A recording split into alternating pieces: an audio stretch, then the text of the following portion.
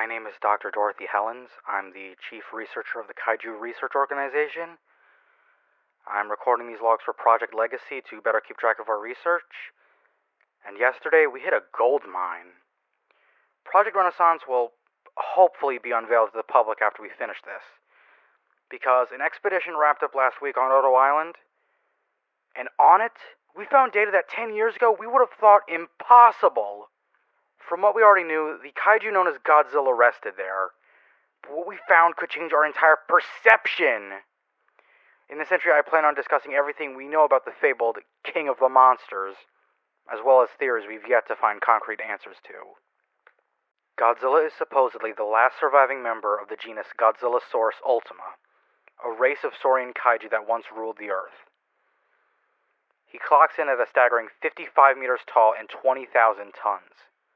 His strength is incredible, being able to lift the 12,000-ton female Mutos and throw them across cities with relative ease. Alongside his strength, Godzilla's hide is nearly indestructible. Conventional weapons do no visible damage to him, with bullets bouncing off and missiles doing nothing but pissing him off. And despite his awe-inspiring size, Godzilla's no slouch when it comes to speed. On land, we've clocked his top running speed at 300 miles per hour.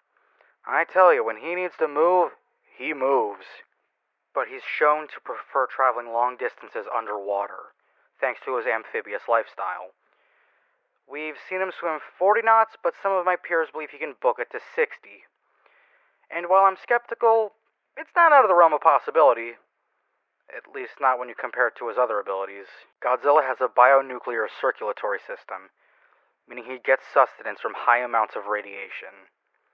That's right, Godzilla eats nuclear energy. Eyewitnesses claim that he absorbs the energy through a silver smoke-like aura that travels into his jaws. But that's not the craziest thing Godzilla can do with radiation. When threatened, he triggers a neutron flux in his system that appears as a violet-blue glow in his dorsal spines. This gradually grows in power before Godzilla expels the energy from his mouth in a brilliant fiery heat ray that we've dubbed the atomic breath. The longer Godzilla fires it, the hotter the beam becomes. One time we clocked it in as being hotter than the surface of the sun, so yeah. However, this is also a double-edged sword, sadly, as the heat not only scorches whatever it touches, it also scorches Godzilla's face. Luckily for him, however, Godzilla has a miracle of evolution within his cells. Nearly perfect regeneration.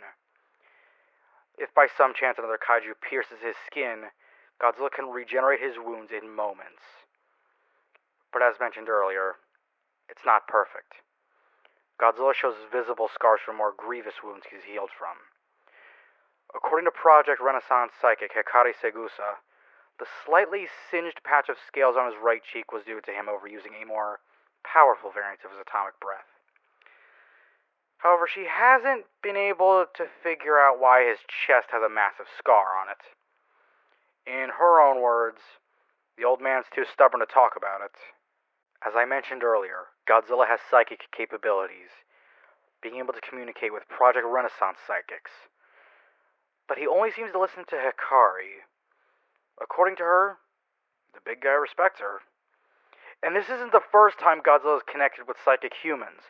We found ruins on Toho Island that appeared to be a large temple. The walls of said temple have hieroglyphs depicting humans and Godzilla communicating. This means Hikari isn't the first human Godzilla has willingly spoken to. Now, some of our skeptics, they say that this is another member of his species, but when Hikari questioned him about this, he confirmed that, yes, this was him. Alongside that, Hikari told us that Godzilla ventured to other untamed places of the world, including the mythical Skull Island, home of King Kong. This all but confirms that the ruins the Venture crew found during the first expedition to Skull Island, they aren't just... I don't know what to say. This proves it. This happened. And said ruins, they depicted several Megaprimatus and Godzillasaurs standing against, well, something that looked like it crawled out of a Lovecraft-themed Dungeons & Dragons campaign. The ruins on Odo, 1-to-1, they're almost exactly the same. And, one moment. Hey, can we pull up Dr. Backer's narration? What? I can't read Iwi scripture! In just a moment, I will be broadcasting Dr. Dodge Backer's translation of the scriptures we found on both Odo Island and Skull Island. Please hold. In ages past, the great apes and star dragons rallied against a growing evil.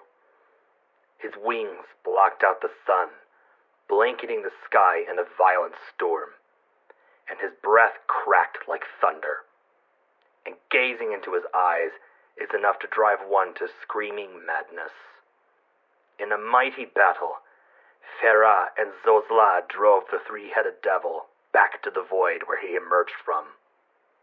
But one day, the devil will return, and may the gods have mercy on those he faces.